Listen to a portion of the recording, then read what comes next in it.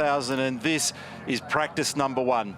60 minutes the journey, the first of 6 practice sessions this weekend. We'll also see Armour All qualifying and Armour All shootout, and we'll have a warm-up on Sunday morning, followed by 161 brilliant laps of motorsport on Sunday, culminating in 1,000 kilometres and another big-name victory at the end of it all. What a week we are planning. What a racetrack for us to visit. 6.2 kilometres. The practice record held by Scott McLaughlin around here. Average speed 180 odd kilometres an hour, with a top speed of 300 kilometres an hour there or thereabouts. Depends on the conditions of the day and the wind. The cars are travelling at more than 80 metres a second when they get down that big long straight at Conrod. But let's focus on the detail. Turn 1, Hell Corner, and then the giant climb up the mountain to Turn 2, Griffins. And then the double left-handers through 3 and 4 to one of the famous locations, the cutting. Cresting the top of the hill at 6, and this is a great piece of racetrack. These next 400 or 500 metres are as good as it gets in motorsport anywhere in the world. Over the top of the hill, high-speed run, through Skyline, across McPhillamy, down the other side, heading towards the S's. The cars are hovering there or thereabouts at 200 kilometres an hour across the top of the hill. The first time that people come and visit this location, drive around in a road car or a bus, walk around, ride a mountain bike, whatever, they're astonished by how relatively narrow and the rise and fall in the road. Add a supercar to that with more than 600 horsepower, start throwing it around at the grip threshold of those Dunlop tyres, it all gets pretty exciting. Bottom of the straight, 300 Ks. Big brake temperatures, and managing brake temps is a huge part of the story at Mount Panorama. And then you get down to that final corner. Murray's Corner at turn 23, and brakes are superheated once more as the cars roll out. First practice session, as I said before, we've got gorgeous conditions here at the moment. Absolutely beautiful. As you heard Craig, Mark and Jess say a few moments ago, ideal conditions, and chances are, based on the form that we've seen so far today, we may well see some record-breaking pace. So this is our first practice session for the 2019 Supercheap Auto Bathurst 1000. 9 seconds remaining in this first of 6 practice sessions, and as I said a moment ago, every second will count. Mark Scaife joins me in the commentary box. Beautiful day at Bathurst, as always, Mark, at this time of the year, springtime in New South Wales, on the western side of the Great Dividing Range. Anything is possible, but we know that we're looking towards a dry Sunday. We'll probably have everything in between, which heightens the requirement to get everything done in terms of brake bedding and all the little jobs on the checklist done, as I welcome you to the commentary box for another big weekend. Morning, Neil. Welcome, everybody. This is our grand final. We love it. You can hear it in Neil's voice. Everybody feels the status and magnitude of this event, and perfect conditions for the first practice session. The Porsche Cup cars that were just on track were 3 seconds a lap faster than this time last year. All those little grooves in the road that have been filled with an adhesive, like an emulsion, starts to spread. You can just see that there, the shiny patch next to Scott McLaughlin's car. There's shiny little areas of the track that we've seen on other circuits, Winton and Sandown in Victoria. That starts to spread and the grip level comes up. And one of the things about this place is getting rid of all the commitments that you've had through the course of the week and actually getting in the chair. Finally, to get a run around the circuit is a relief for the drivers. Arresting the chat, because there's endless amounts of it in this week. Yeah. We're riding on board the championship leader. He's got a margin of 598 points coming into the weekend. Scott McLaughlin, Virgin Australia Supercars champion, briefly crossed his path this morning. He was on his toes, bouncing, energised and happy, looking forward to it. Corresponding session last year, weather affected. The fastest time was achieved by Will Davison, a 2-minute 25-second lap. But on the topic of pace, when you get to the end of the first flying lap round here, you often look down, they'll all be having a crack, they won't be messing about. And if you really honestly tell the truth, Mark, yes, you look at that number and think, where am I going to find all that extra time? Because everyone through the week, oh, is it going to be a record-breaking year? What can you do in practice? What do you think the time will be in qualifying? How about the shootout? Who will have the fastest lap at the end of the race? You do your first flying lap, and it's about 3 seconds away from the money, and you think, well, that's all fine and dandy, but how am I actually going to create the brave that's required to achieve those numbers? But it comes naturally as the week unfolds. it does. It's a place you've got to creep up on. And the fast-flowing nature of it And the unforgiving consequence, and how's that pace straight away? A 7.8 for Mostert. That's the first flying lap. Wow. David Reynolds is now knocked that off with a 7.17. That is very, very fast. However, what you just said is that when you look down and the disappointment of the number, when you know that you probably should be in the 5s or 6s given the conditions, and how much work you've got to do to get yourself into that zone, there is a lot of commitment required, and we know what the consequences are around here, Croppo. As you were coming back up the stairs and we were looking at the track map, and you note the practice record that's been achieved by Scott McLaughlin. He did that in 2017. It was a 4.1. So he looks at his dashboard at the end of his flying lap a moment ago, and it's an 8.3. It's that 4 seconds that I'm talking about. You go, geez, that's a mission. Because in this business, they beg you for a 1/10 of a second. Trying to find 4 is a bit of a miracle. But anyway, look at that view off the top of Skyline, looking towards the east and the Blue Mountains and the Great Dividing Range that runs north-south in Australia from Cape York all the way down through Tasmania. And wherever you're watching this broadcast this weekend, I think you're going to be in for something very special this weekend. Supercheap Auto Bathurst 1000 winner of yesteryear, Chaz Mostert, sprung him in Woolworths earlier in the week. What? Ripping stuff off? No, he was actually behaving himself, although there's a question mark around that comment because he was goofing. I was doing an interesting little promo thing in there where he was teasing and torturing customers.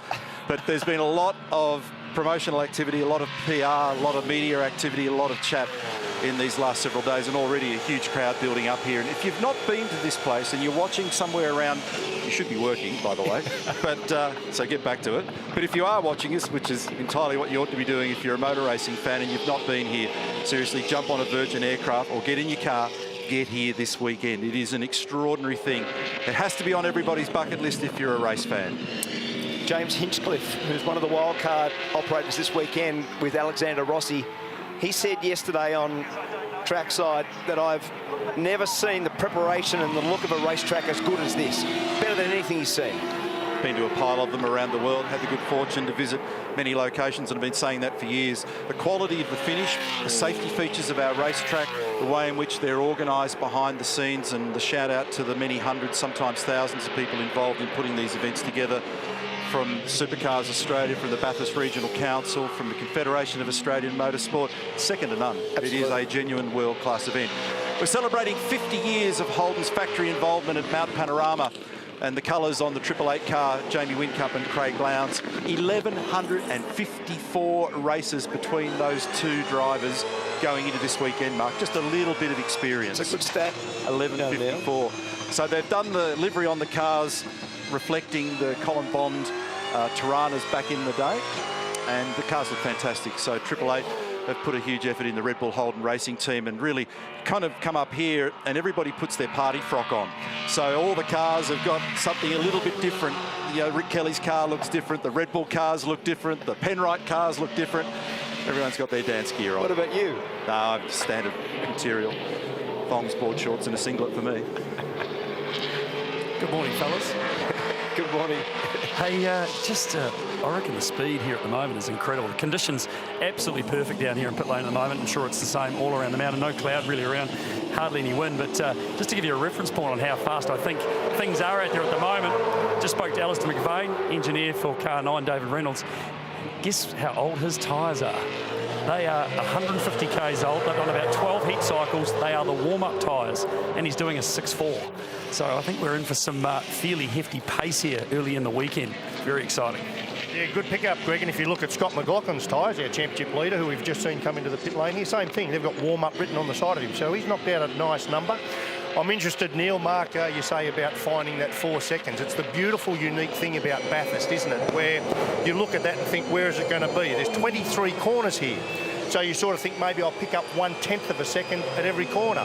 That's reasonable, but the reality is there's not big chunks at the corners on and off the straight here or down at the chase. It's nearly all from the moment you turn right to go up the mountain all the way across the mountain and down. That's where the big chunks. That's 4 seconds for the lead drivers. Think about the poor old co-drivers in the next practice session. They'll be looking more like 6 and 7. It's a hard gig, isn't it? It certainly is. Good morning to you, Greg. Good morning to you, Mark. And thanks for the update down there. We're going to hear a lot from the team in the pit lane and the pit paddock this weekend with the backstories that represent the tapestry of this great place. And the yarns that are told. So practice record McLaughlin. Qualifying record here achieved on Friday 2018. Win Cup did an outstanding job. He did a 2-minute 4.1. Top 10 shootout record was achieved by McLaughlin in 2017. He did that extraordinary lap. It was a 3.8. It was on fire. Really impressive to watch. And David Reynolds actually has the lap record. It's the only one that actually goes into the record book in genuine terms, and he did low 6. In fact, he's owned them in recent years. He was in full harmony. So internationals driving this weekend. They were on Supercars trackside last evening. James Hinchcliffe and Alexander Rossi, and Hinch is in the car at the moment. Pole sitter for the 2016 100th anniversary of the Indianapolis 500, and his teammate, the winner of that race. So it's a pretty cool stat having those guys out there, and they're certainly validating international interest in this motor race, and tipping that at the moment be a fair amount of focused attention behind the wheel of car number 27 at the moment, and at Napa Auto Parts Australia supporting this car. This is a Walkinshaw Andretti United entry, and the announcement was made several months ago that they were coming out here. In fact, I was in the US at the Detroit IndyCar Grand Prix in June when all that was being formulated, and there's a huge amount of excitement across the IndyCar community about this racetrack and about these cars, and obviously there are Aussies that are doing well in that corner of the universe. Notably, Will Power has got a connection with this place and this race over many years. So there's a bunch of people over there that keep an eye on what's going on. James has actually driven a supercar previously at the Gold Coast, and that's his teammate Alexander Rossi, who has just resecured his deal with Andretti Autosport in his IndyCar campaign. Quite highly sought after, so he stays Honda propelled in that universe over there. The car looks fantastic. So 3 cars being run this weekend by that squad. Mark, you're just pointing out the numbers for James at the end of his first few laps. He's done 3 so far. What's the number? So a 12.5, and the fastest at the moment is Win Cup with a 6.0. So 6 seconds away, and that'll be something that the boys will continue to creep up on over the course of the weekend. That was Macaulay Jones just having a little exit, and he won't be the Lone Ranger there.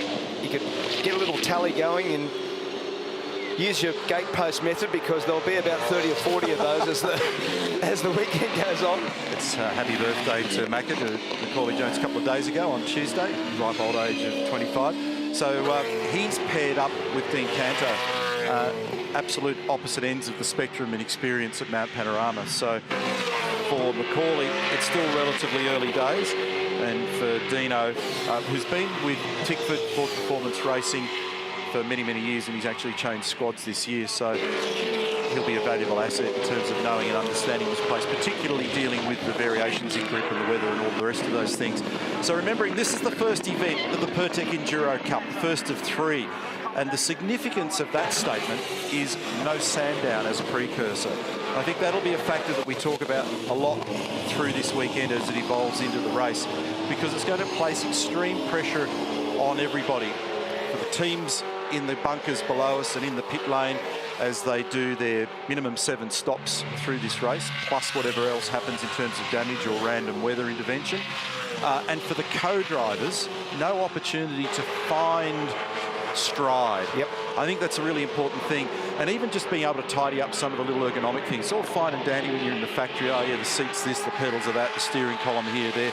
Where is this button? How do I cycle through those pages on the dashboard? All that stuff. But when you get out there in practical terms and your heart rate's not 60, it's 160, it all gets a bit harder. 100%, that's exactly right. And we've seen, if you think through the course of history, we've seen so many little mistakes at Sandown that'll have to be eradicated this weekend with no lead-up.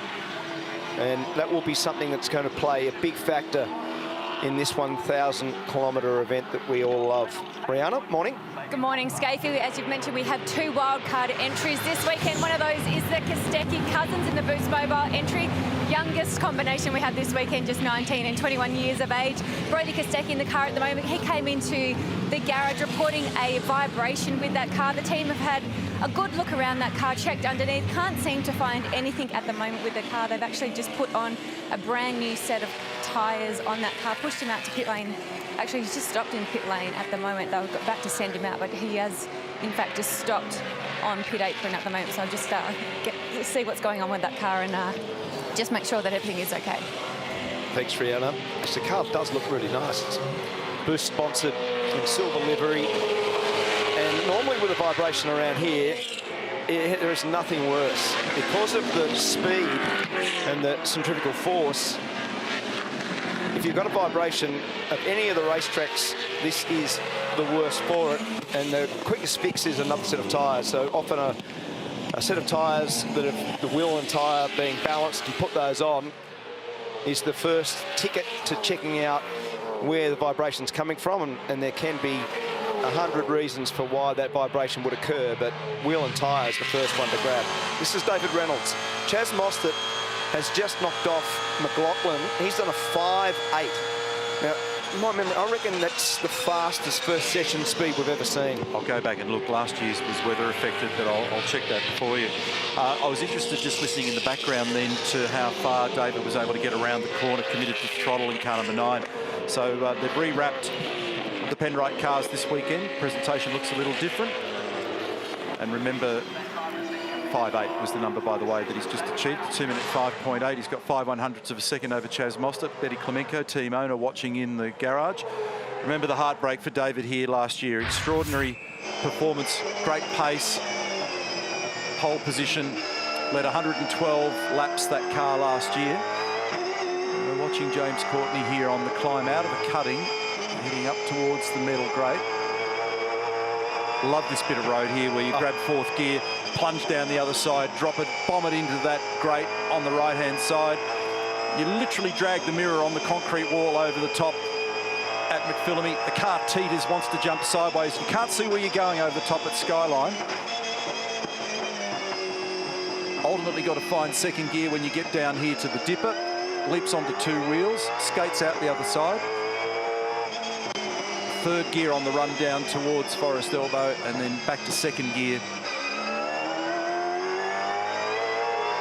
And then finally an opportunity just to relax.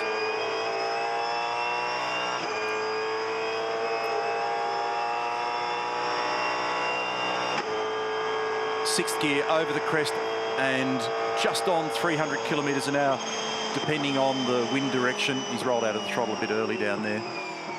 Now, where's James at the moment? He's down in 12th position. David Reynolds has gone on with this, so he's actually done the fastest first sector now. That's very, very fast.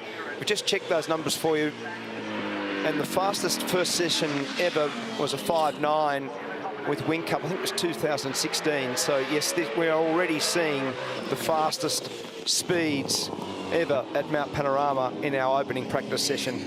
So like for like, track for track, day for day, the place changes so much, doesn't it? It's got its own character. It's a public road, remember. 6,200 metres, 23 corners, and a very complex racetrack to get right. A 5.75 now for David Reynolds. His teammate, Anton De Pasquale, has done a 5.82. And they did an extraordinary job last year, if you recall, in qualifying. And unfortunately, it was difficult for both the cars Sunday race day. Let's listen.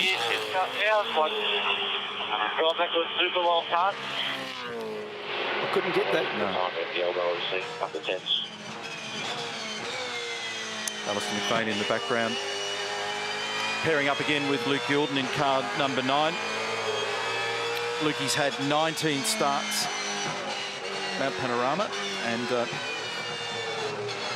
David's had, what, 11 of them? Will Brown on the left-hand side of screen, and Luke Gilden in the centre of screen. They're co-drivers at Penrite Racing. So 30 starts between them. In terms of the vast experience that you find in this field, and very often that experience floats to the top pace-wise. Winterbottom and Richards have got 42 starts between them, and Whincup and Lowndes 42 starts between them. It's an extraordinary amount of motor racing at this location.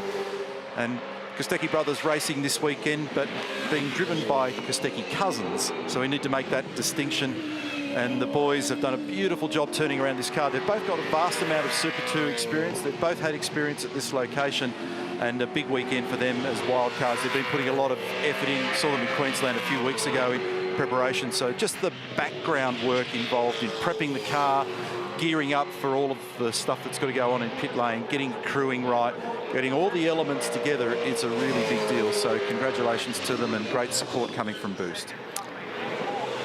That's exactly right. This game is all about preparation and getting yourself organised to come from our development series and play on the biggest stage.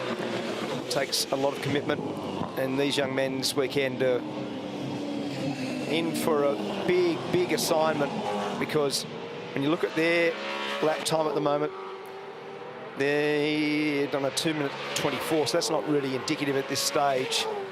McLaughlin's now done a 5:6, so he's just gone to the top in front of David Reynolds. Have you ever had a tail shaft out of balance here? I've had a tail shaft actually come out of the car. Tried to. That's out of balance. It's out of balance. It's well out of balance. To your point earlier about vibration, it's literally like having the fillings rattled out of your teeth, isn't it? It's any little harmonic in a car around here, because of the sheer pace of the cars up Mountain Straight and down Conrod Straight, is very off-putting. And so if they've got an issue that isn't tyres, it could be anywhere, as you said a few moments ago. There's a multitude of things it could be.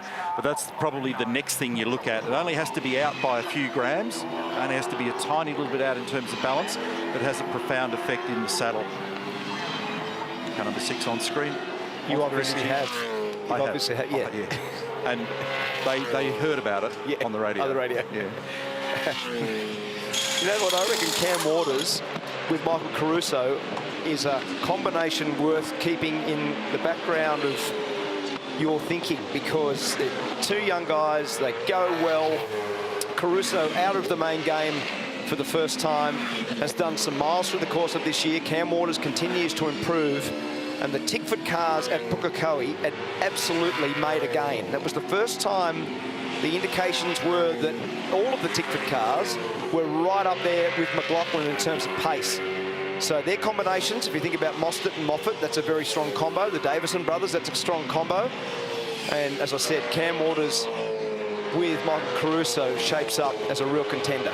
We had a man cold last week, Michael Caruso, and he's still got the croaks down there at the moment, but a lot of experience there, and those couple of outings this year will be useful for him when he drove for Boost Mobile, Gary Rogers Motorsport, both at Townsville, which turned out to be a pretty tough day at the office, but he came home 9th on Sunday in that tricky weather up there, and then he had another outing at Queensland Raceway. But yeah, yours is a good point in that regard. But so, I mean, Cam's been one of the outstanding performers so far this year, so he's sitting inside the top 10 in the championship in 7th at the moment. He's had an Armour All pole position, and he's been on the podium 6 times so far this year. Things didn't play nicely for him here last year. But, tangled up at the elbow. The 2 cars from Tickford tangled up at the elbow too early in the race, unfortunately, and that put him out of business very early on. Croppo, we often talk about how close the gaps are at smaller circuits, but when you look at 3 different manufacturers, all in the top 6, only separated by 0.3. So McLaughlin, Reynolds, De Pasquale, Mostert, Whincup, Kelly, 3 different manufacturers in the top 6 cars separated by 0.3 in over 2 minutes. In 6,200 metres odd of racetrack, that's a lot. So seasonally corrected, seasonally adjusted figures, like they like to talk about in the news, that means it's a pretty small margin, which is encouraging when we get to the Armour All Top 10 shootout on Saturday afternoon. Foot cam inside car number 6 for Cam Waters. He's running up into 2nd gear here into the cutting. Progresses that throttle pretty gently on the exit there, because it's very easy to burst the car in a wheel spin, and we call it the hump. You wouldn't think it is when you're actually... Oh. Now what's happened here? The car's hit the fence. On the earth, it's back in the back. It's actually peeled off it. Yeah, so it's backed in. Okay. So this is Macaulay Jones, cool drive entry, trauma at the top of the hill, and that was the reason Cam Waters got out of the throttle. So he's whacked the wall on the run into the cutting. Very easily done. It's triggered a red flag. Fully locked up, crossed up, and grabbed the right rear of it, which has done the right rear quarter panel, boot lid, rear wing, and it's just whacked the roof as well. Too much momentum into the cutting, unfortunately. The approach speed there is pretty high, Mark, so you're basically just a whisker under 200 kilometres an hour when you start to roll out of the throttle on the run into 4. You can't quite see it, and there's a little rise in the road, and if you're too far to the right, it also cambers down to the right. So not only does the car end up going light in the rear on the way in, but if you're offline, you get dragged further from the apex. So Pete Vale is watching there in the yellow sweater. Brad Jones, his dad, inside the garage at Brad Jones Racing, and that'll look worse than it actually is. But that'll be a frustration for them. It's a bit of a setback because it will still take time to get it back in pristine wheel alignment condition and get those panels all sorted and resolved. Easy to do, really very easy to do. In fact, it's one of the real tricky areas of the racetrack. It's a small kink, but you actually use the kink as a braking area. So your point about what the road profile does, the car's already unweighted and you're trying to retard the speed. Car often very lively in the rear at that spot and just caught young Macca out. We've seen Peter Brock crash in that spot. We've seen Jamie Whincup in qualifying crash in that spot. We've seen the very best Larry Perkins in that spot. Yeah, Larry. In fact, when Larry got out, after he had a moment up there, he went, you know what, when I make those mistakes, I'm done. Actually, I remember him, he was quite frustrated and emotional with himself. So, yeah, there's some very highly credentialed drivers have made errors in that location. So, unfortunately for Macaulay Jones, he joins that group. We've got 35 minutes and 44 seconds remaining. You can see the creases in the rear of the car. Cam's race control with race director Tim Schenken on the right. Driving Standards Advisor Craig Baird to his left, and the Deputy Race Director David Stewart in there as well. And that was Rossi getting sorted to get into the car in our wildcard entry with James Hinchcliffe. So there'll be a lot of... This is a session you can run both drivers. The next session is co-drivers only, and this is a good way probably for both of them to just get a little feel, a little introduction to this place. Well, can you imagine sitting in the seat? You know, I asked you before about the tail shaft, but I can't recall anybody having a roof peel off one. That'd be weird. If you're Macaulay in the seat of that car and all of a sudden it turns into an open wheeler, and the roof stood up, that's weird. Sunroof. Exactly. I think Brad Jones saw me wandering into the garage, so he's disappeared, boys, at the moment, as you can probably understand. Disappointing way to start Thursday practice.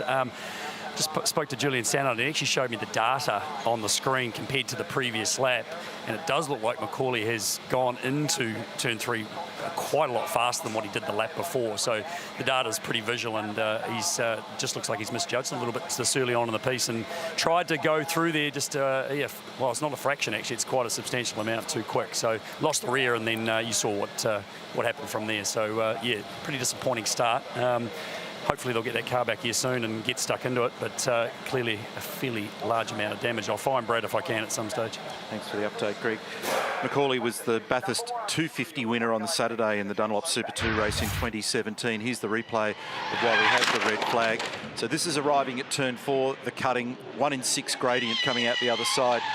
See how he's arrived not only too quick, but because he's too quick, it carts him off the ideal racing line there where there's a dirtier side of the road, and the profile of the road, as Mark described before, just also cambers down. And then that was the reason we were at that stage riding with Cam Waters, and then the roof peels off the thing because of the whack that it's taken in the rear of the car. So Macaulay's only done 4 races at the Bathurst 1000, and twice he's featured inside the top 10. So he's actually got form here. And the problem with this happening on practice 1, day 1, is it whacks your confidence. It does, yeah. And it doesn't matter how many times everybody tells you to cheer up and look at the bright side of life. It still takes a little bit of time to understand and recover, and then just to be able to deal with it and push it aside and get on with the work. Yeah, they'll have to have a little chat to Macaulay, but I'm sure his dad, Brad, will do that and try to get him back into some sort of positivity. Just next to the Ford Ranger Raptor there is a great shot, and this is another one of, this is this filler, this emulsion adhesive that gets put into, they heat it up and they put it into the cracks of the road. And as the cars run over it, it tends to spread across the racetrack, and we've seen it. In fact, we saw it at Sandown, and Paul Dumbrell went out in the first practice session. He did this amazing lap time. He broke the lap record, and then Jamie Whincup on a fresh set of tyres battled to beat it because it does provide additional grip. And that tends to, when it does spread, and you can see it there, it already starts to come up, just in the bottom of the screen.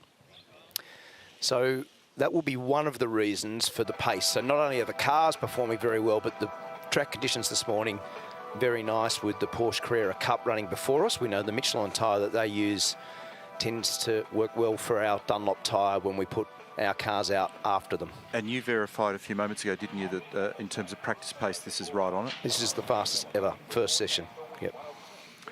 So on those numbers, we're going to see some pretty speedy lap speed roll out of these cars later in the weekend. So just going back and looking at those records, McLaughlin a 4-1 practice record in 2017. The qualifying record was also a 4-1 in 2018 for Jamie Whincup. Top 10 shootout record. Scott McLaughlin, the fastest lap we've seen was the 3.8, picking up David Reynolds and Alistair McBain there, and the lap record is the driver that we're looking at on screen at the moment, David Reynolds.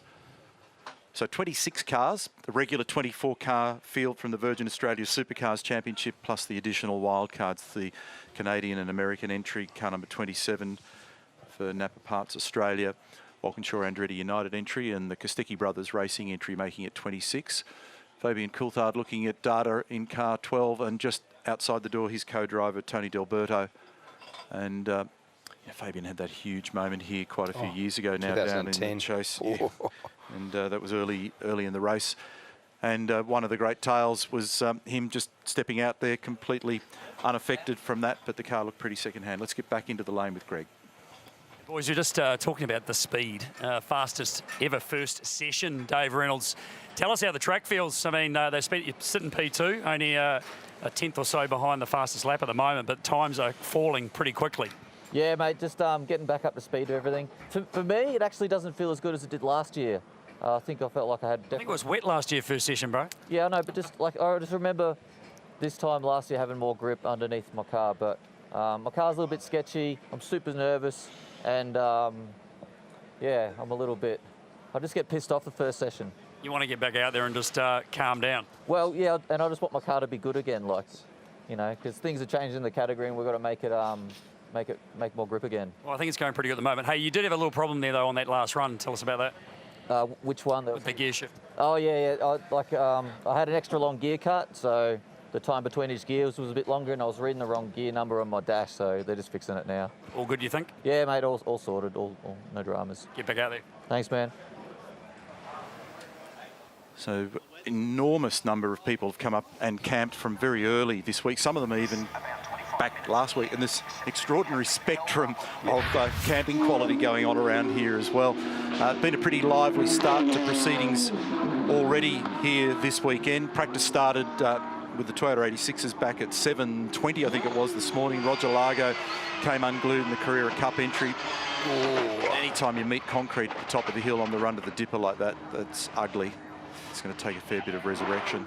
And it is one of those places that you use that whole run down the hill at the S's as a braking area essentially for the dipper.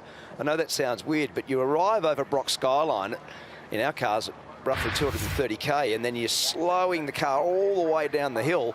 Very hard to get that done nicely, and that caught Roger Largo out. Obviously, he's not the first one to do that either. We've seen plenty of incidents in that zone of the racetrack. Lucko?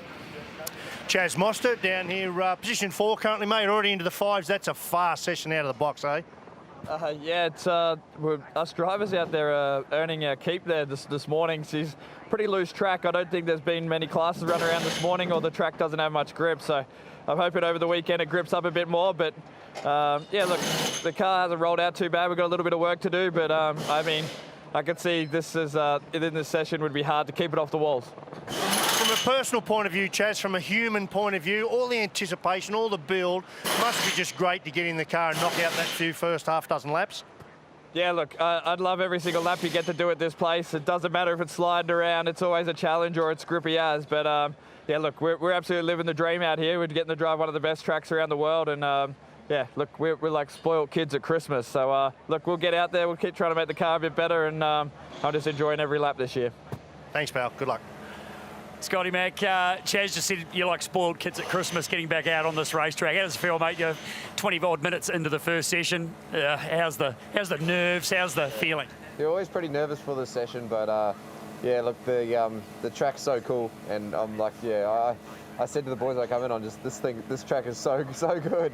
So I wish we could race on it more often, but Yeah, it's cool. One time a year, so we'll have a crack. Car feels good straight away, so we'll see how we go. Yeah, I mean, you know, how hard is it to get into the tuning mode straight away when you just want to actually, you know, feel the vibe? Yeah, it's hard because you're building up to the track as well. It's one of the only tracks that allows you to do that. So yeah, it's tough, but you got to try and do it the best job and hopefully better than everyone else. And it's fast too. Yeah, exactly. So we'll see. Thanks, mate. James Hinchcliffe, welcome to Australia. Welcome to Bathurst. Firstly, your first impressions of Mount Panorama. Yeah, I mean, it's a bit of a baptism of fire for us here. You know, Alex and I were joking earlier, it's kind of like drinking out of a fire hose. We have very little car knowledge, zero track knowledge, and obviously this is one of the most daunting, challenging racetracks in the world, but man, it's beautiful. It lives up all the hype. It's everything everybody said it was and then some. So, you know, this is really more Alex's intention. I was just going to get in for a quick baseline and he'll do the rest of the laps this afternoon, but it was nice to get a taste of the mountain and see where we can go from here. Half a practice session under your belt. What initially hits you? I mean, the challenge of this place was so many blind corners. The top of the mountain obviously is very quick. There's a lot of high commitment places, and you know, without any sort of experience here, it's building up to it slowly. You know, we have a decent amount of practice time to get there, so I think the main focus today was to not go overboard, you know, not try to get ahead of ourselves. But, you know, everything in the Napa Auto Parts Australia car was running smoothly. The team's done a great job preparing us, I think. So we're just kind of taking it one lap at a time and seeing how it goes. You just had a pretty intense debrief then with Alex. What were you sort of telling him? Well, the big thing is, you know, we can sit here and look at all the onboard and look at all the data you want, you know, but until you actually get out there and experience something, certain things just don't make sense. And so now that I've had the chance to be out there, and you know, obviously Alex and I speak the same language, we've worked together before, and to be able to just kind of give him some of the quick lessons that I learned and hopefully speed up his, you know, learning curve a little bit. That's the cool thing about this format, is having two guys being able to get in the car and help each other like that. I know we've got a lot of practice before we actually get into the race. So where to now? Where do you get those little bits of a tenth or, you know, half a tenth? Yeah, I mean, for us, you know, for me now, it's going to be looking at the data from my teammates and seeing kind of where the time is. I think I know where a bunch of it is. I think certain parts of the track we're actually up to speed pretty quickly. Other parts, you know, it's certainly going to take time.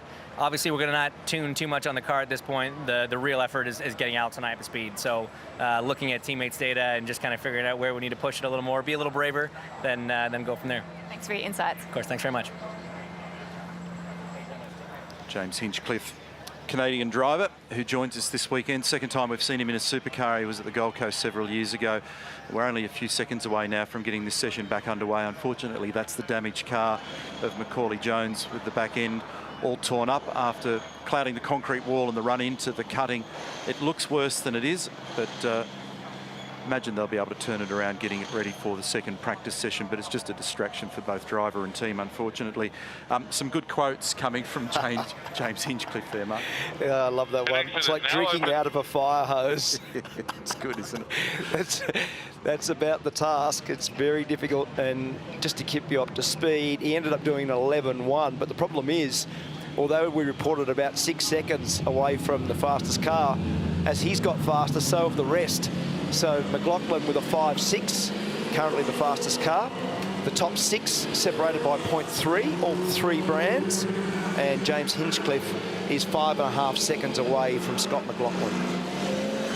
And for those that don't know or understand the pedigree of James Hinchcliffe and his teammate, you know, an extraordinary amount of IndyCar experience. He was Indy Lights runner-up in 2010. He was IndyCar Rookie of the Year in 2011. He's done an enormous amount of racing in North America, and 6 victories in IndyCar competition, 49 top 10s, 25 top 5s. So he's a serious player over there, James. He's a great character. He does quite a bit of media work as well. He's actually got a beer named after him. That's something that you'd like, isn't it? Exactly. I'll ask you about that. He asked me for a tip about Bathurst. I've got to go and ask him about that next. Yeah, as soon as I saw that, I thought, there you go, Schofield like that one. But they'll be good chat during the weekend. So Alexander Rossi, his teammate, is now in that car. And Alexander's got Formula One experience. Yeah, he was very fast in GP2 in Europe. And then he changed course with his career and went back to North America. And when you win the Indianapolis 500, that's a big deal. And James was pole sitter in 2016, which was the 100th running of the Indy 500. And Alexander won it on the Sunday. That's a pretty cool thing to be able to have the pole sitter and the race winner in the car. So he's having his first look in a race car around this racetrack. There was a great piece on Supercars trackside last night with the boys having their first tentative look in the rental car around there, playing What Name Is That Corner. Michael Andretti in the background there as well from Andretti Autosport. Michael's been here before as a guest. Mighty impressed with Supercars and this racetrack. Great success in IndyCar competition. International career that included driving at Le Mans with his dad, and also in Formula One with McLaren. So just take people into the zone of your first laps around here. When you did your first laps around here and some maniac passed you at warp speed, what did you think? Why am I here? It's a bit scary, isn't it? Because it does get your attention, and it really goes back to that point that we made a little bit earlier about you look down at the numbers, you hear all these theories, and even when you're a seasoned operator and you've done a lot of racing around here, there's still that head scratch for a moment about, oh, gee, that's a bit of pace to find. Now, they find it, some find it faster than others, but when you're really new to the place, it's really easy to be lost here and not quite understand where to position the car. And the word that you use quite a bit in your description of it is the flow, of getting the car to be able to flow around here nicely and carry speed, and not decelerating it too much and then have to giddy it up again on the other side, actually leaning on the tyre. So all of this stuff over here is really about blind commitment. So McLaughlin fastest at the moment from David Reynolds. It's 9/100ths of a second from Anton De Pasquale, Chaz Mostert, Jamie Whincup, Rick Kelly, Will Davison, Fabian Coulthard, Mark Winterbottom and James Golding. That's your top 10. In terms of speeds, when they get down here to the dipper, it's roughly about 80 kilometres an hour. But then the speed builds very quickly again to about 180 kilometres an hour on the run down here to the left-hander. And they're having a long, hard look. Dan from Brad Jones Racing just looking under the back of that thing to see what it looks like and what they've got to do in the turnaround. And then on Conrod Straight, grab sixth gear, and then you're starting to think about sizing up how far you might dare to get around this next corner. Look at and listen to this. Wow. These days it's a long way round. And he's had to turn it in a little bit earlier there. So car number 888 is sitting 5th at the moment. And you don't see as much of the wild curb hopping here that you see at other places. For example, the next event in the championship, when they go to the Gold Coast, it's all about trying to leap over the curbs. Here it's a slightly different proposition. So Jamie's just moved up a spot now to a 5.8, and he needs to find a couple of tenths of a second. Meantime, Fabian Coulthard just moved into second position behind his teammate. So it's McLaughlin over Coulthard, Reynolds and De Pasquale. And remember, the last time out in New Zealand, some little aero changes made to the ZB Holden Commodore going into that race. Tim Slade here just prior to the pit lane entry. He's gone off at the chase apparently, and he's just tried to clear himself, missed the pit entry road. So this is the replay. We'll just pick this one up for you. And he runs in there too deep. As I said earlier, there'll be about 100 of those as the weekend unfolds. It's very easy to outbrake yourself there. Such a fast entry, right on 300 kilometres an hour. And then when you try to get the thing stopped, you've got to get the car back to about 110k. So you're out of sixth gear, back to second gear. There's young Macaulay. I spoke to him at length yesterday, and he looked like he had a bit of concern around some of the changes that they've made through the course of the year, Murph. Yeah, we'll just interrupt. Julian's talking to him about the situation. We'll get you nice and quick, mate, and then we'll get out of your hair so you can get to think about better things. Just give us your rundown, what happened there. Yeah, just lost the rear. Yeah, it's the track's very loose at the moment, and we just made a change, went back out, and it definitely didn't help it. But yeah, it's just didn't feel like it went in that hard. It's just, yeah, slowly lost the rear and then tapped it. So it looks a lot worse than what I think it is. It's no suspension damage. It's just panel work really, and for some reason the roof took a lot of them. Well, it was a decent impact that obviously just transferred up to that point. But so you don't think you sort of were pushing a little bit too hard going in? I mean, you need to look at the data. I didn't feel like it was going in that hard, no. But yeah, obviously probably did. So it's just very loose. And it's loose everywhere. I mean, other guys are talking about actually how the track does feel loose, but it's fast. But so other parts of the circuit the same. Yeah, I mean, loose can be fast, but yeah, it's definitely, we made a big change to try and settle the rear down, and yeah, it hasn't quite helped us, so yeah. Chin up, buddy. You'll be right. Thanks. And that's what I was talking about before, Mark. I mean, you can see it in Corley's eyes and hear it in his voice. When you make a mistake, damage a car, and it happens early in the piece here, it can be very frustrating.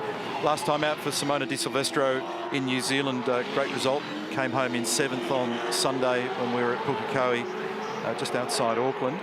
So nice performance for her, and that's her best performance. This was the location where she made her debut in 2015, Team Harvey Norman Nissan Altima. And the Nissans also just had a little minor variation made to aerodynamics coming into this weekend as well by Supercars, in an ongoing effort just to make sure that everybody has an equal opportunity from an aerodynamic perspective to try and get the most out of their cars and be competitive with each other. A glimpse in the background there also of car number 97, Shane Van Gisbergen, is at the wheel of that car, and he'll be sharing with Garth Tander this weekend, down in 19th. So we haven't seen an indicative time from him at this stage. So there's about 4 cars in the pit lane at the moment. Rick Kelly, different livery on that car this weekend for Castrol, Will Davison, Andre Heimgartner and James Courtney. And the rest of the field are all out there, including Alexander Rossi, who's taken over from James Hinchcliffe. And his last lap, by the way, was an 18. Yeah. So it's going to take a little while for him just to play in carefully. As we jump on board and look over the left shoulder of Simona, just been announced that she'll be joining Porsche as a Formula E test and development driver for 2020 as well, which is a huge opportunity for her. And she's had some Formula E experience. In fact, she drove for Michael Andretti in Formula E several years ago. But always pretty cool to be able to say that you're a factory driver for Porsche. Exactly. On board now. A little lift out of the throttle there. So that'll be one that she creeps up on through the course of the weekend. There's big chunks of time to be made by getting around there flat and being able to brake the car nicely at the chase.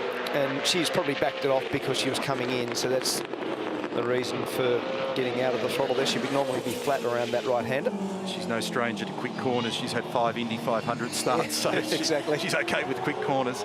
Scott Pye at the helm of car number 2, Mobil 1 entry for Walkinshaw Andretti United. And Scott has actually had a really extraordinary record here in the recent past. He had one of those bone-crunching moments. We talked about it yesterday at the top of the mountain in the Dick Johnson Racing Falcon several years ago. That was 2015 when he was sharing with Marcus Ambrose. But runner-up not only last year, but the year before. Yeah. So great performance and right place, right time when it counted, with good pace, good consistency and mistake-free. And he's been paired again with Warren Luff. And Warren's been on the podium 5 of his last 7 visits here. That's a handy stat, isn't it?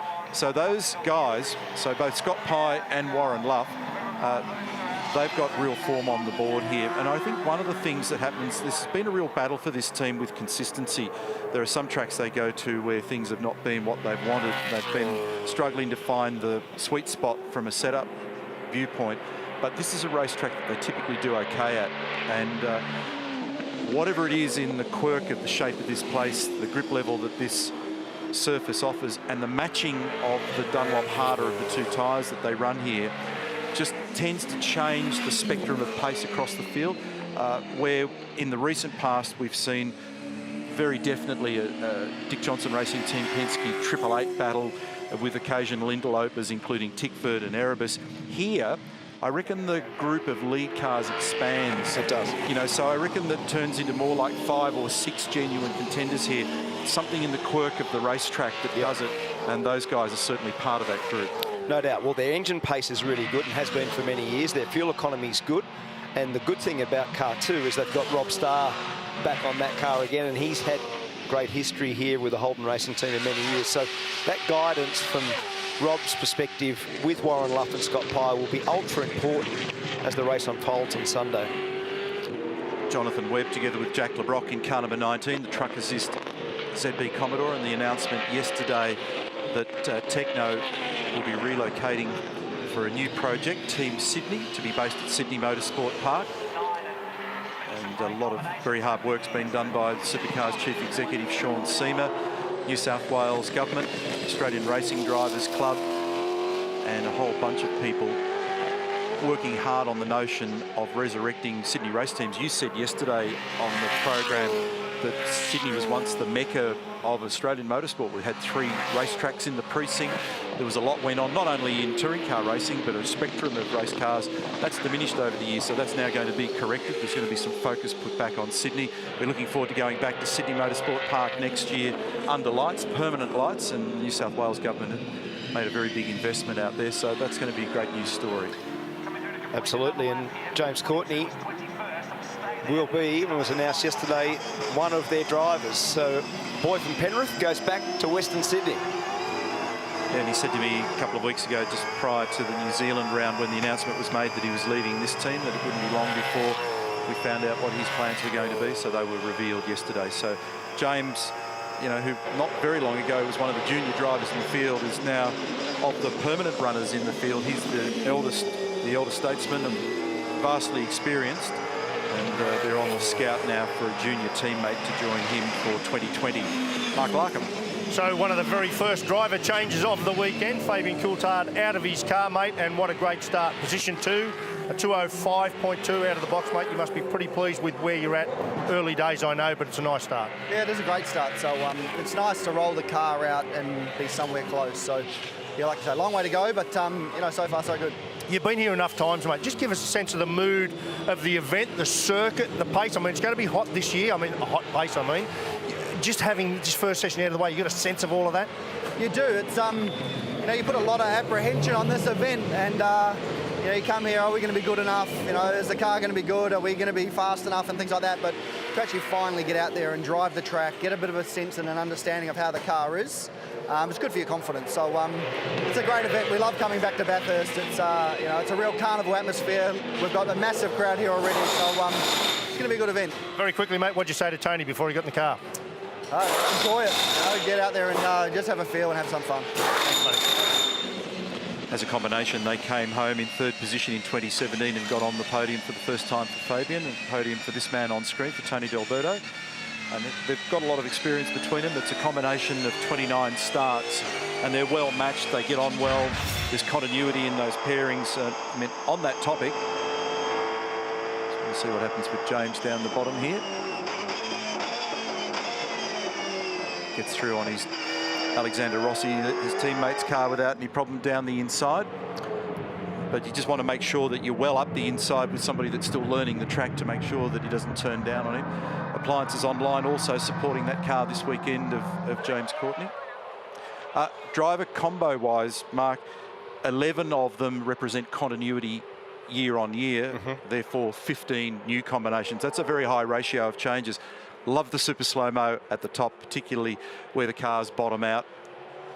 Metal grate there at the full bottom of the bump travel there. Everything's squealing and protesting. There's huge load. It's the peak load for Dunlop tyres anywhere they go through the year. It's unbelievable. Murph, give us an update on what's happening with 21. Yeah, the good news is it hasn't touched suspension. There's a little bit of damage to the rail extension at the back here that mounts all this. I'm not going to get in the way. There's obviously plenty of people getting in there, but it's all that cosmetic stuff, boys. All the panels that mount and try to fit together up here, it's all been shifted across, obviously. The roof, as you can see, is just being pulled off. All the rivets were popped out with that compression with the back part of the car here. So the door doesn't close quite right because this panel here, as you can see, has been pushed all the way forward. So it's all that cosmetic stuff that needs to be aligned for aerodynamic efficiency, of course, but it just takes time. It's very, very consuming. The transaxle, everything is fine on the car, so it's just getting it all straightened back up, a whole lot of new body panels put back on, and away they go. But we know how significant all that stuff is at a place like Bathurst with the speed so high. So in your opinion, Murph, they turn around okay for practice too? Yeah, well, again, it's just how long it takes to replace those panels. And as you know, there's a lot of rivets and bits and pieces. There's going to have to drill out the top there to put a roof panel back on their Croppo. So, you know, how long is that all going to take? There's a few hours involved there, I would suspect. So, and they want it to be right, obviously, as well. So, Yeah, it could be line ball, but obviously there's a bit of time, and then that session again is 1 hour long, so maybe they might get it out during the session with a bit of luck. All right, thanks for the update. Keep us up to speed on that. The next session is at 12:45 local time. It's for co-drivers only. It is also another 60-minute session. We've picked up on car number 15, Rick Kelly's car, who's been a race winner here in years gone by. New livery this weekend, celebrating the retro livery that Larry Perkins and Russell Ingall presented in the Silver Bullet a few years ago. Car looks fantastic. You know, Rick's got a vast amount of experience here. He's had a couple of wins in 2003, 2004, runner-up in 2006. He's got an astonishing finishing record. He's rock solid around here. Almost feels like you're going back in time looking at that colour scheme, doesn't it? So he's got 18 starts under his belt here, 6 top 10s along the way. And they'll be quick here this weekend, I imagine. He's paired up with Dale Wood. Dale's been in that squad before, and he's come back home again, as it were. So I suspect they'll be okay. So 11th fastest so far on a 5.9. What about Simona? A 5.5. She's up to 5th. So 5.2 for Reynolds. Fabian did a 5.22. Mossett with a 5.34. McLaughlin with a 5.41. Simona Di Silvestro has done a 5.5. That is an outstanding effort. 0.3 of a second separates the top 3 marks and the top 5 cars. Well done. And the margin between first and second is pretty crazy small, isn't it? So we've got just under 14 minutes remaining. They're frighteningly close to getting into the 4s in practice 1. Someone will. I would think they'll put another set of tyres on. We've got 9 sets this weekend. Just took the words out of my mouth. Thank you. 7, what's described as compulsory stops, therefore 8 stints. And you've got to manage your tyre allocation carefully so that you've got the right number of tyres available for your qualifying rehearsals, then for qualifying itself for the Armour All provisional pole, and then more rehearsals again for the Armour All top 10 shootout, and then the shootout itself. But there's never really a shortage of them. What has happened is that there's more wet tyres available year on year. It's been bumped up by 1 set on 2018, so there are 7 sets of wets. Because if we did happen to get weather, which is not forecast on Sunday, by the way, there's been concerns in years gone by. You might actually battle, particularly those days where you get a bit of everything. You start tearing the blocks off the Dunlop wet tyre. You might end up in a situation where they were short stock, but that is now not the case, thankfully. So let's go back downstairs again with Rihanna. Jack LeBrock, just starting to see a few driver changes. You're one of the early ones. Just give us a bit of a rundown on this first practice session. Yeah, it hasn't been too bad for us, just bedding a lot of stuff in. So, yeah, we didn't test a couple of weeks ago, so it's first time back in the car since NZ. But, yeah, it's going all right, just easing into it. Don't want to do anything silly too early. But, yeah, it's awesome having this weather here at the moment. Hopefully it stays around all weekend. And just the track conditions for you, what were you first experiencing? Yeah, that wasn't too bad. The track seems pretty clean so far. And, yeah, same all issues for us. But, yeah, we'll work through it. Look, I'm going to start to press on a little bit more later in the day. And, yeah, it's all going to plan at the moment. Smiling so far. Thanks, Jack. Yeah, thank you. Cheers.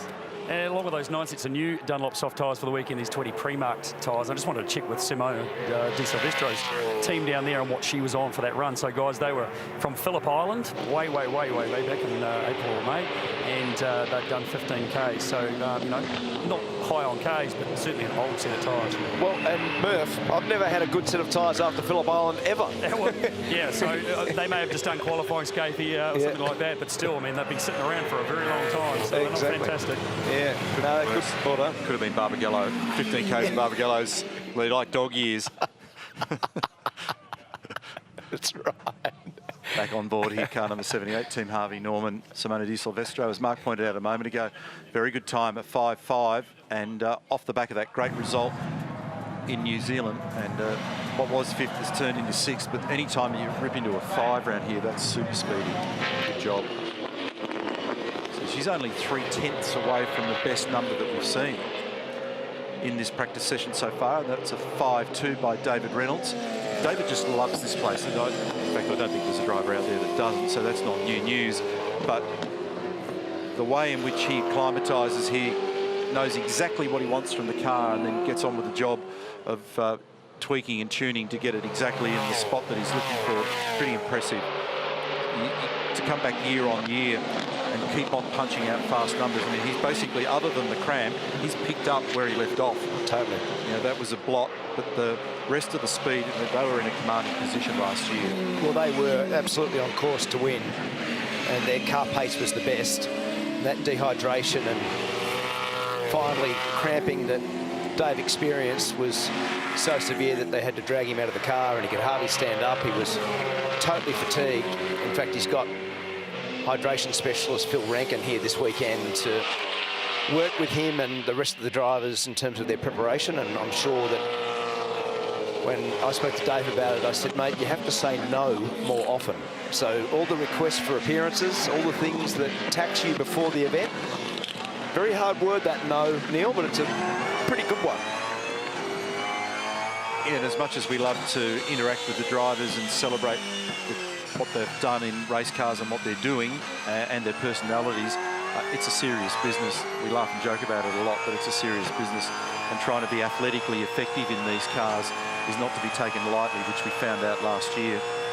The order at the moment, there's actually quite a number of cars that are back in the pit lane. Reynolds, D'Alberto and Mostert, with Fabian Coulthard having done the time. But the fastest car on the racetrack at the moment is showing Jack Perkins in Sector 1 in car 2.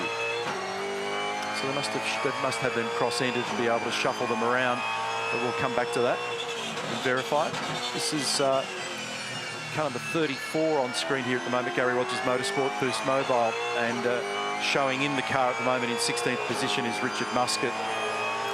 They had a good run, GRM, in New Zealand last time out for both Richie Stanaway and for James Golding. It was 9th on Sunday for Stanaway in New Zealand. We've got a sector time split issue because it's normally about a 50 for that thing there, and they've listed Perkins as a 15.6, so there's an anomaly there somewhere. In fact, he's probably not even in the right car. As you said, they would be cross-entered, but that number needs to be a 50 of some description. And now Jack Perkins has just broken the lap record for all time. So that's not right. Yeah, and he's just miraculously turned into Warren Love. So there's something going on there. Unfortunately, an anomaly with the timing. So he's showing as a 37.6. I don't think I want to do a 37 around here, unless it had wings. Yeah, that's right. It'd be Lewis Hamilton. Yes. Well, actually, on that topic, it's a few years ago now, but remember Jenson Button came here in 2011 and did a demo in the McLaren. So looking at Shell V-Power Racing entry, actually coming into the garage to do a driver change here for Alex Premer to be able to hop in. Just quickly rounding out that comment, he did an unofficial 48.8. Right. And they had about a foot of ride height. It was a dusty, dirty track, and probably not trying that hard at 48.8. Gives you some idea of what they're capable of around here. So Alex Premer, resident in Las Vegas these days, has come back out. He turned up at Winton earlier in the year for one of the co-driver sessions where it rained. So that was 30 minutes well invested. Yeah. And then he's had very little time in the car, but he was at Queensland Raceway. And basically everybody in the paddock has tested either at Winton or at Queensland Raceway in the last week as a part of the allocation they have annually. And straight away on the money, Alex. So the expectation is that he'll be well and truly in the game. Let's get back to Mark.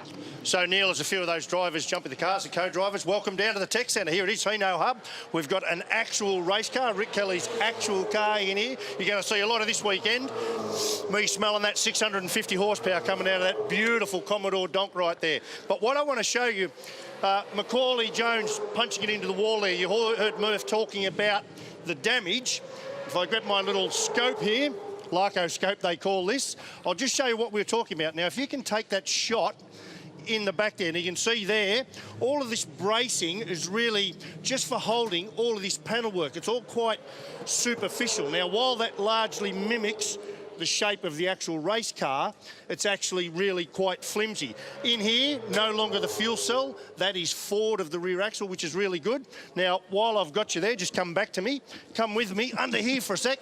Neil, remember you were just saying about the tail shaft, right?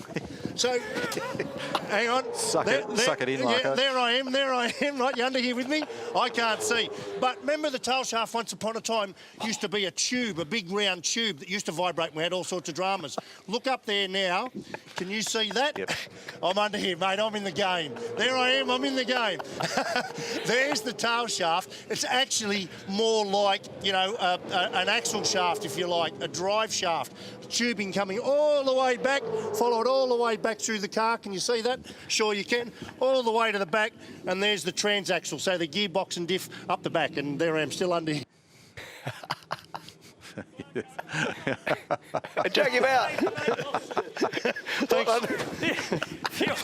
Thanks, Murph. Thanks, Murph. Sorry, bro. I was a bit worried about you there. Hey, Murph, grab him a pillow and let him stay there. He's puffing, I can tell you. Look at the heart rate's up. Good. Looked like he's dragging a crocodile out of the Mary River. Greg Murphy and Mark Larkin at their finest. So, tail shaft 101. They have changed. Is Mark's message there, and the tiniest little vibration, which we heard a report earlier that the Kostecki car number 56, the Holden Commodore, had a vibration, and that could have been one of the issues. Meantime, Anton De Pasquale, while Larko was wriggling underneath Rick's car, has actually done almost a 5 flat. So I teased the possibility of there being a 4 appear on a dashboard before we're done in this first practice session. That may well happen. Mark was confident in that before. So Anton De Pasquale in car number 99 for Penrite has done a 2-minute 5.06. Jack Smith is driving Todd Hazelwood's car number 35 at the moment. They're sitting in 13th position. SP Tools supporting him this weekend. The car presented absolutely beautifully. It was in the background last night for Supercars trackside. Now, Whincup showing great speed here as well. So to your point earlier, Mark, and he's done a 33.1 in the mid-sector, Jamie Whincup. Holdsworth's done a 4. So he has done a 2-minute 4.8. This is record-breaking speed in the first practice session at Mount Panorama. Rick Kelly's quick out there at the moment as well. He's just moved it along to a 5.4. Keep an eye on Whincup as well. Car number 888, they've changed the number of the car this weekend for Jamie and Craig to the final corner. We're picking him up. New livery for these cars this weekend. Had it wriggling on the rear brake into the final corner. And this may be a 4 as well. It is a 4.6. That's a very fast time for Jamie Whincup to open his account seriously this weekend. A 2-minute 4.67. Greg? Yeah, just quickly on David Reynolds' car. It's in here, back in the garage. He is out of the car. It's up on its double stands. That gear shift issue that he talked about a little while ago when we were interviewing him during the red flag has stayed in the car. So they've got a little bit of work to do there to try and rectify that. Thanks, Murph. So Whincup, Holdsworth, De Pasquale, Mostert. As you just reported, Reynolds in the pit. So is D'Alberto. Alex Prema out there in Scott McLaughlin's car. Now, what I like, we're just picking up on Bryce Forward, who's driving with Andre Heimgartner, who's done a really good job this season for the factory Nissan team. The way that I reckon the teams are planning around it, and what I like to see is some of them putting their co-driver in already, just to get a little bit of familiarity. So people like Prema, for instance, and you see Forward, we've seen Tony D'Alberto. There's a lot of drivers, as in co-drivers, right through the field. Warren Luff, Stephen Richards, Jack Perkins, Jacobson, Pither, a cast of co-drivers that are getting their first little run, and that's very important. Suggests reasonable comfort. So if you're the lead driver in the car and you're willing to leap out of it and hand it off, it means that you probably feel as though that it's about a 9 out of 10 to start with, and you can refine from there rather than having to go on a big chase. Mark? Scafie, I think you make a really important point then. Let's not underestimate the importance of putting your driver here, as we're about to lead into a co-driver session.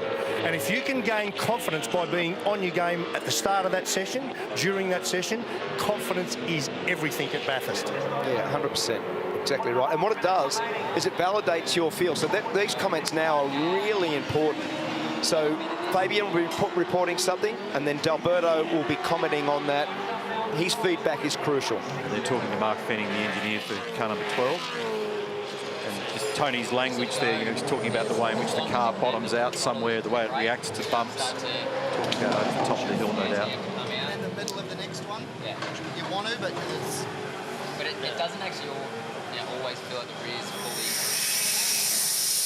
either. And it's funny, as scientific as the business is, and as data-driven and as laptop-driven, there's still a huge amount of value placed on exactly that kind of conversation. What are the drivers saying to the engineer? And the engineer's got a less emotional vibe going on. The driver's typically driven by what they see on the results sheet, and if they're not at or near the top, there's a bit of emotion in the comments often. But for the engineer, it's, oh yeah, I remember we had that at Darwin, or I remember we had that in Perth, and when we had this, we did that, and it equaled this.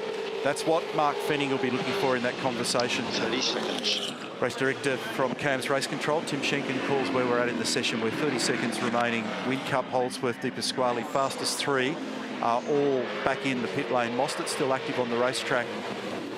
Bryce Fullwood's tucked in behind Jack Smith here up at the top of the mountain at the moment. Clears some space for him. There's been more than a mix-up or two in that spot over the years because it's very difficult to actually see. You're quite busy as you crest the rise there. Easy to lock a brake. Hard to be able to turn the car in sometimes. And if there's another car trying to poke down the inside, it's easy to make contact. Rossi's just on a 9.2. So Hinchcliffe did an 11.2. So as the session's gone on, it's been out there for probably a little bit longer and probably got some more valuable laps as everyone's been running. Shane Van Gisbergen just did his personal best on that last lap. He's done a 5.1 as we pick up the Kostecki car number 56 on screen here. And it's Jake in the car at the moment. Car number 35 is Jack Smith, and he's run as a wild card with Brad Jones Racing earlier in the year, but changed teams for this weekend. You can see the flag was out in the background there. Alex Premer at the wheel of car number 17, Scott McLaughlin's car. They've ended up being 8th fastest. We're not quite there. There's still quite a few cars to cross the line. Simona Di Silvestro, perfect opening account, has finished inside the top 10. So is Rick Kelly. So the Nissans look like they're off to a good, strong start. 9, 10 and 11. Rick Kelly, Simona Di Silvestro and Andre Heimgartner with Bryce at the wheel at the moment. Some teams not taking the opportunity to put their co-driver in. Mostert is one of those. Same with Van Gisbergen and Whincup. They didn't put Lowndes in. They didn't put Tander in. Didn't put Moffat in. Beg your pardon, sorry Mark. We started the session at 11 degrees. It's still only 13 odd degrees out there at the moment. But there's very little in the way of wind.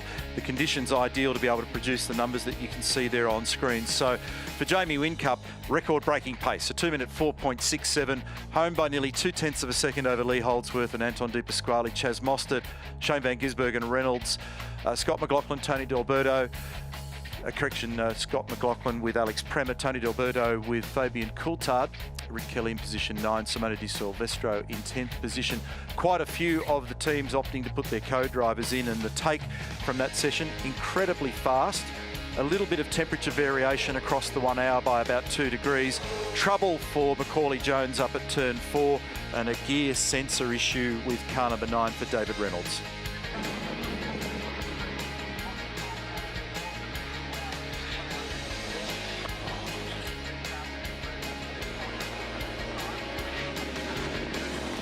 Gorgeous conditions. Isn't it? Look at that sky out there at the moment. It's absolutely cracking, beautiful day. And I'm looking at the flags outside the commentary box, and there's nothing to see, Mark. They're just completely limp out there at the moment. So temperature's going to build today to about 18 degrees. Our next practice session, 12:45 local. And still getting used to seeing 888 back out there after not having Craig Lowndes in the field this year, and those cars look fantastic in that livery. 888 Race Engineering, the Holden Racing team, doing a nice job this weekend. Let's find Greg. G'day, mate. Yeah, we're on now. Oh, I'm good, thank you very much for asking. Lee Holdsworth, you must be pretty good. Look at this day. Could it be any better at Bathurst? You're on the racetrack, the weather's sensational, conditions are good, and it is fast. It is fast, yeah. We knew it was going to be fast, but we know it's not going to stay like this, don't we? You know, this is Bathurst. Sunday will be completely different. But, yeah, it's nice just to get some dry laps, just to get some confidence up. The car's quick. That's the quickest time I've done around here, to be honest. So straight away, you know, I feel pretty confident in the car. It's a bit sketchy up over the top, but we got a pretty good straight line speed car, which is what we're sort of focusing on. Yeah, everyone's saying it's you know, loose. It's a bit loose, but loose is fast, can be fast. Are you feeling somewhere around the circuit? Can you feel why, you know, the speed in the car? You know, is there certain parts of the racetrack that you're like, wow, that's pretty hooked up? Well, I certainly feel a tough question. I feel like I'm going quicker up over the top, but it's certainly not easier. It's probably harder with the balance we've got to achieve that. So, I don't know. yeah, I think that's where the time is on last year. But you know, last year we had a lot of rain, and we didn't really get a chance to build up on the speed. So the time may have been there last year. But I think if it stays like this, we're gonna see super quick times with the rubber going down. Thanks, mate. Thanks, buddy. Jamie Whincup, position 1, into the 4s in practice 1, mate. And as I was saying, genuinely pleased for you guys. I watched you throw a lot of bits at these cars this year, and I didn't see a whole lot of bits going at it then. That says you're in for a good day. Yeah, it's obviously early days, but we're running through our program. But the car feels pretty good out the gate, which is nice. You hate starting seconds off and having to chase. So hey, there's still a huge job to do in tuning the car as the weekend goes on. But so far so good. So you sat in the car the whole session then, Jamie. There's a few co-driver changes down there. Craig Lowndes, just talk us briefly about the different roles you'll play here this weekend. Yeah, I think I'm more responsible for the qualifying car. Not that that means a huge amount here at Mount Panorama, but you've got to have the car to be fast and competitive. Lowndes will concentrate on the race car, so he'll jump in. P2 is all co-drivers, so he'll jump in and do the whole session, do all of P2, and then we'll share P6 and 7. So he'll get plenty of laps, but I'm hoping he's as happy with the car as I am. It feels quite nice to drive at the moment, which is always a good thing. Tough, Craig, if it's not. So well done, mate. Great start. Thanks, mate. Cheers. Thank you. Rick Kelly, the sun's shining, the times are fast. What was practice like out there for you? Yeah, it was really good. The Castrol car's already got a really good base setup. Normally it takes a couple of practice sessions of being uncomfortable and struggling with the car until the track grip comes up before you feel like that. So now we've got to progress with the track. If we've got a good car today, doesn't necessarily mean we'll have a good one tomorrow and Saturday and Sunday. But yeah, it's a very good start. To go out and do 2-time laps and do a 9 and a 7 and your second time lap around here, quite clearly the cars are good and the track's pretty good as well. Were you surprised at how quick everyone was first out the gate? Yeah, because I've been here so much, you've got to not look at the lap times because that's well under what qualifying was just a few years ago. So you just got to drive to the car, obviously to the feel out there in the grip level and see what happens. But yeah, a little bit frustrating for us there because I forgot you got to be patient in that first session with everyone dawdling around across the top. So that lap time we got held up a little bit there across the top, but that would have put us probably 5th or so, and we've still got that little bit of work to do to find the rest, but hopefully we can build on that. Thanks, Rick.